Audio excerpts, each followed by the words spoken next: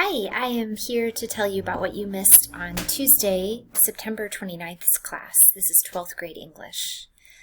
So, an important thing that we did today to change our sort of normal situation is we have new content, like always, and we'll get into that in a moment, but you'll notice this is going to be a catch-up week in terms of work.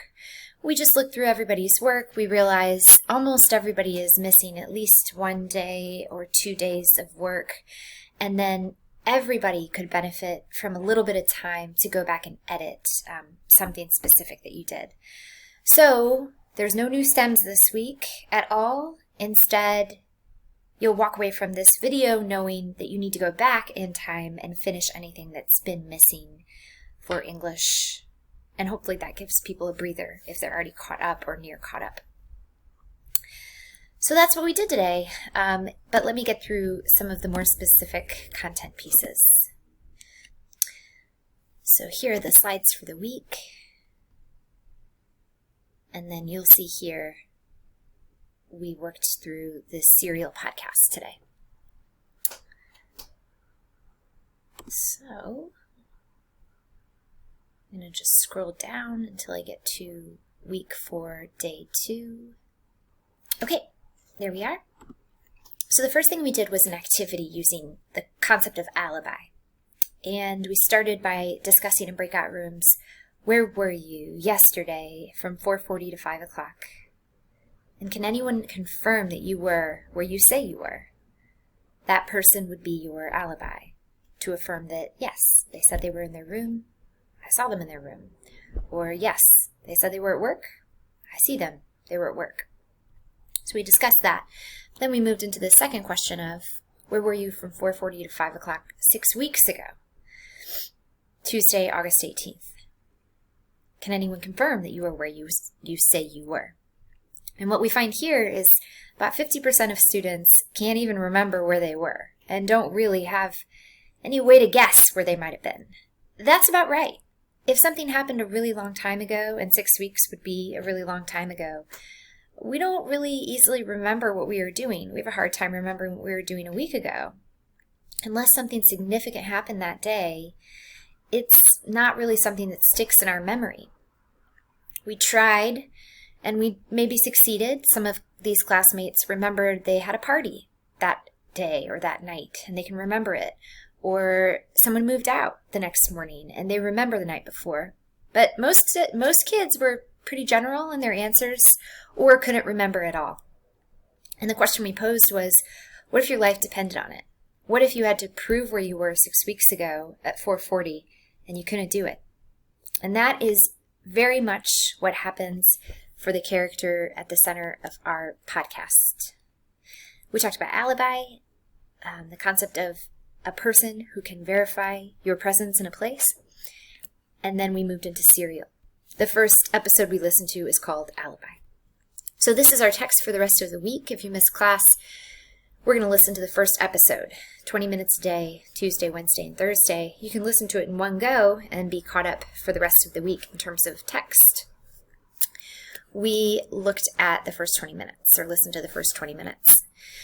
It features most prominently these two characters who are real people. Adnan Saeed on the left here, and Hay over here, who is the victim in this story. Hay was murdered in Baltimore County in the late 90s, and they accused Adnan, her ex-boyfriend, of being her murderer. Adnan claims innocence still to this day, though he's locked up still. Meanwhile, this podcast tries to examine all of the evidence for why that might be true, or why he might in fact be Hay's murderer. So we talked about that generally speaking, and then we went into the podcast. So if you're catching up, you can find that in a couple of different places here in these Crime and Confessions documents, but it's also linked to the daily agenda here. Listen to all of this if you like, again at one time, or just the first 20 minutes will catch you up for Tuesday's class. I can't play it here because it won't let me. on this video.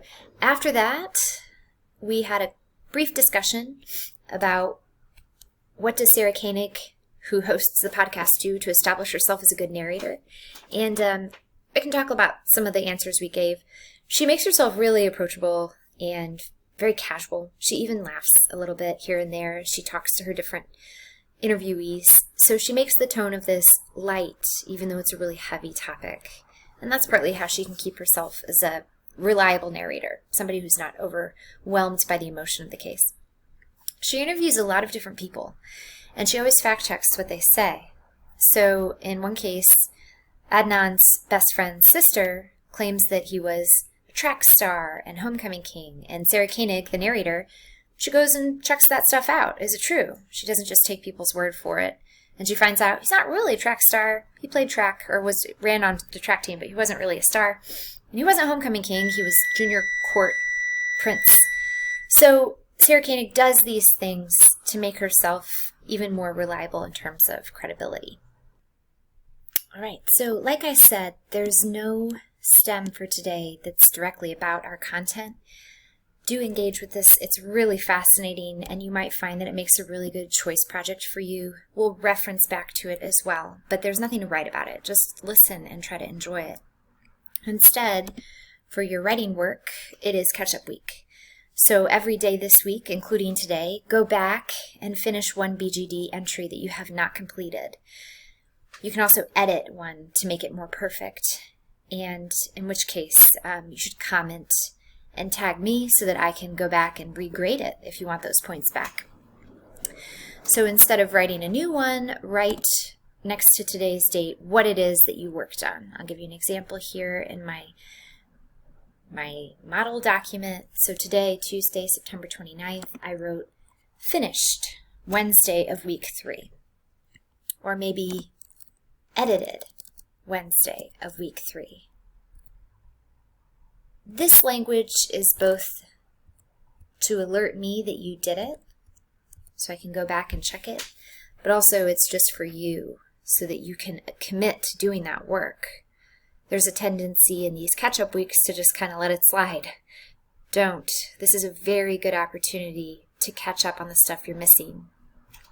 Take the opportunity to pretend like you have a real STEM today. It's just that the STEM is one that you haven't done already that was due today or yesterday. All right, that's it. Let me know if you have any questions. Thanks.